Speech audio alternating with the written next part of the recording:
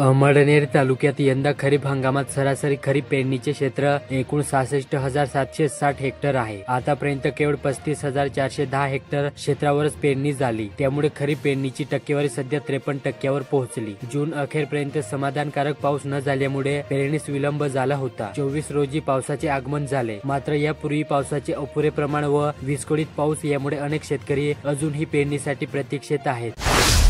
अहमदनेर तालुक्यात नोव्हेंबर 2024 मध्ये पार पडलेले महाराष्ट्र विधानसभा निवडणुकीचे न्यायालयीन चौकशी करण्यात यावी या मागणीसाठी जळगाव जिल्हा काँग्रेसतर्फे अहमदनेर तहसील कार्यालय व प्रांत कचेरीवर मशाल मोर्चा काढण्यात आला। राष्ट्रवादी काँग्रेस, शरद पवार गट व उद्धव सेनेचे कार्यकर्ते देखील मोर्चात सहभागी झाले होते। जळगाव येथील women's and child care plus या संस्थेद्वारे मुक्ताईनगर तालुक्यातील मानेगाव येथे सरपंच, उपसरपंच यांच्या सहकार्याने वृक्षारोपण कार्यक्रम घेण्यात आला। मार्कंडेय ऋषींच्या मठाजवळ हे वृक्षारोपण करण्यात आले। तेथील युवक आणि ग्रामस्थांनी झाडांच्या संवर्धनाची जबाबदारी स्वीकारली। बेळगाव शहरातील साईनगर भागातील कच्च्या रस्त्यांच्या काँक्रिटीकरणाच्या कामास नुकतीच सुरुवात झाली असून जिल्हा नियोजन समिती अंतर्गत योजनेतून 1,25,00,000चा निधी मंजूर झाला। यासाठी आमदार किशोर पाटील यांनी सहकार्य केले। वरणगाव शहरासाठी नवीन पाणीपुरवठा योजनेची मुख्य जलवाहिनी कोठर जॅकवेल वरून येथील फिल्टर प्लांट पर्यंत आणली जात आहे। दरम्यान अंजन सोडा रस्त्यावरील महामार्गाच्या पुलाखालून पूर्वीप्रमाणे जलवाहिनी न टाकता गटारीतून घेतली आहे। याला ग्रामस्थांनी विरोध केला। याबाबत हरकत घेण्यात आली। याविषयी नागरिकांनी जिल्हा परिषदेचे मुख्य कार्यकारी अधिकारी यांच्याकडे निवेदन दिले।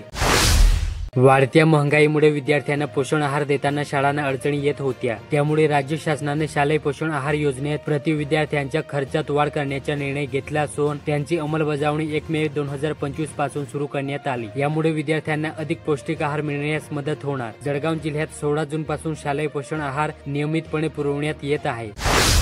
चाळीसगाव तालुक्यातील उंबरखेडे येथील रामराव जिभाऊ माध्यमिक व बीबी महाले उच्च माध्यमिक विद्यालयातील इयत्ता 5वी ते 12वीच्या बाहेर गावहून ये जा करणाऱ्या विद्यार्थिनींना पुण्यश्लोक अहिल्यादेवी होळकर मोफत प्रवास योजनेअंतर्गत एसटी मोफत पास वाटप करण्यात आले।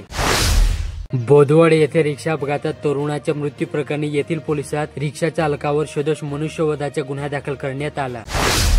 जळगाव जिल्हा पोलीस दलातील 19 अधिकाऱ्यांच्या प्रशासकीय बदल्या करण्यात आल्या। या संदर्भातील आदेश सोमवारी जिल्हा पोलीस अधीक्षक डॉक्टर महेश्वर रेड्डी यांनी काढले असून बदली झालेल्या अधिकाऱ्यांमध्ये 6 सहाय्यक पोलीस निरीक्षक तर 13 पोलीस उपनिरीक्षकांचा समावेश आहे।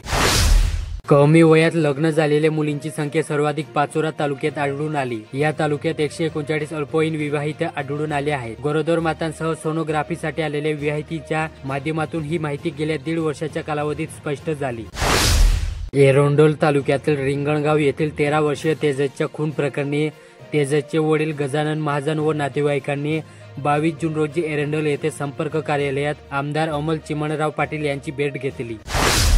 एरंडोल नगरपालिकेच्या आगामी निवडणुकीसाठी इच्छुक उमेदवारांनी आतापासूनच जनसंपर्क वाढवण्यास सुरुवात केली। काही उमेदवार विविध सामाजिक उपक्रमात सक्रिय सहभाग घेत असून गरजू नागरिकांना मदतीचा हातही देत आहेत। बेळगाव शहरासह तालुक्यातील अनेक भागात काही शेतकऱ्यांनी पपई पिकांची यंदा मोठ्या प्रमाणावर लागवड केली। फुलोऱ्यावर आलेली व फळधारणेला सुरुवात झालेली ही झाडे सध्या पावसामुळे संकटात पडली आहे। सलग पडत असलेल्या पावसामुळे अनेक शेतांमध्ये पाणी साचून राहिले असून याचा प्रतिकूल परिणाम पपई झाडावर होत आहे।